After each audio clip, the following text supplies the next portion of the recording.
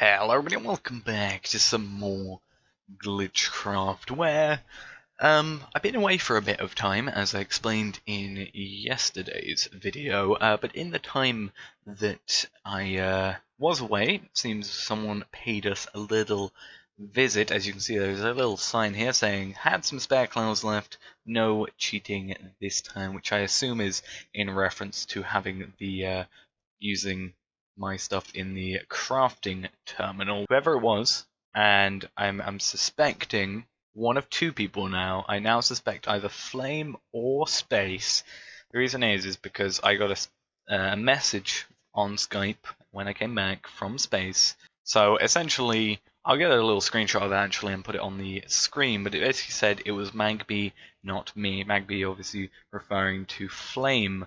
So the fact of how much he put it does make me suspect him a bit more, but you know, he might be telling the truth. I might be just a bit too trusting. We're going to have to get rid of all this, which is going to take a while. This is also lowering my frame rate, just getting rid of these things. I think it's because they're at world height. But yeah, I'm going to have to set my digital miner up on these things, I think, to get rid of it. And I'll help it out a bit as well, but yeah. We're going to have to get rid of these. Hopefully the frame rates do improve upon that happening. But he has gone quite a way out. As you can see, it's gone about this far out, gone over the top of there and around, and also down into the actual ground of the biome. So there is going to be a lot to get rid of. Hopefully it's all been cleaned up now. We can just get rid of the sign, throw that in the A system. Finally did all this. These are all now set up for molecular assemblers, set up to 52 different ME interfaces. Other than that, I also have now moved everything into this world here. I've got a little waypoint over here. It is chunk loaded. It's got a magnum torch because stuff was spawning here earlier. And yeah, everything is going fine and dandy. Actually, that is one thing, and this sort of goes on to what we're going to be doing today. Down here is where our spawners are set up. What I actually am here for is we have two more currently set up sets for spawners, which is perfectly fine, but the next spawner that I think we want to go after is an Enderman spawner. Now, you may be thinking, we already have an ender pearl farm. There we go, 1.3 million, nearly 1.4 million ender pearls we have in our AA system. Why do we need an Enderman farm? Not necessarily for the ender pearls. They also have a chance of dropping Unknown Dimlets, which is a really cool thing. Space actually has a tier 5 spawner for these already, which is what I'm going to be using today. But yeah, those have helped me get a load of dimlets. I have already set up, when we eventually get up there, some, I can't remember what they're called, filing cabinets, that's it. So I've put all of them in here. I need to set up storage buses, but everything is in here. I have been lucky enough in my time doing this to find some Noon Dimlets from here. So we actually have one here, and the plan for today is to inject this dimlet, this Noon Dimlet, into the RFTools world. So we need an item called a dimension editor. Allows you to inject certain types of dimlets into existing dimensions. This cannot be undone, and the dimlet is lost.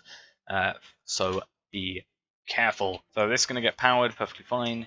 We're then going to take the dimension builder, take that out, throw it in there, and then put a time Noon Dimlet, which is just going to slowly go into there. We will be able to see, just by zooming in, that it is always now noon in this area, which is pretty damn cool. So we are just going to, I don't know, somewhere on here. We want to basically fill in this area. We'll get rid of it later. Basically fill in this area, hope that these work exactly the same as slime blocks, or normal slime blocks. We will check. There we go. And then we're going to have to get our blood sword out, or bound sword, bound blade, and, oh, want that out there. So basically it's going to be, okay, so turning it on, we're just going to basically kill a ton of Endermen. It's unbound soul shard. Why is it an unbound soul shard still? Maybe I have to bind it to a normal Enderman, and then use these ones to kill from there. That might be a thing. Right, we finally now have, and this is actually a perfect time for me to talk about this. This is an error I've been having for a while. That's always a fun thing. It only really happens when I'm looking. Like, it only happens around this area when I look at a certain angle. Like, if I do this way, it doesn't do anything. So I also, like, slows my mouse down. But yeah, it's kind of an interesting thing. But yeah, I finally got a soul shard that is bound to an Enderman. But yes, we have now 30 of these, meaning we've killed 5. And I just want to... Yeah, we are just going to create a safari net. Then we're going to go over to spaces area, pick up or even on the way there, pick up an Enderman, bring it back, and get this soul shard working. Because kind of want an Enderman farm.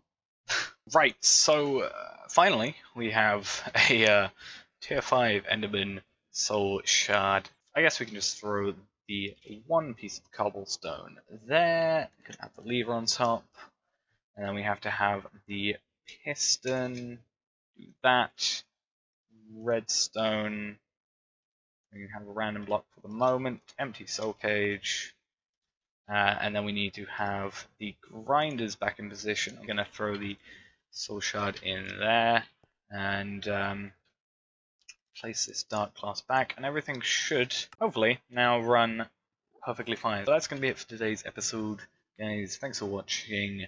Hope you enjoyed. That's going to be it. Thanks for watching, and I will see you tomorrow. So, yeah, bye-bye.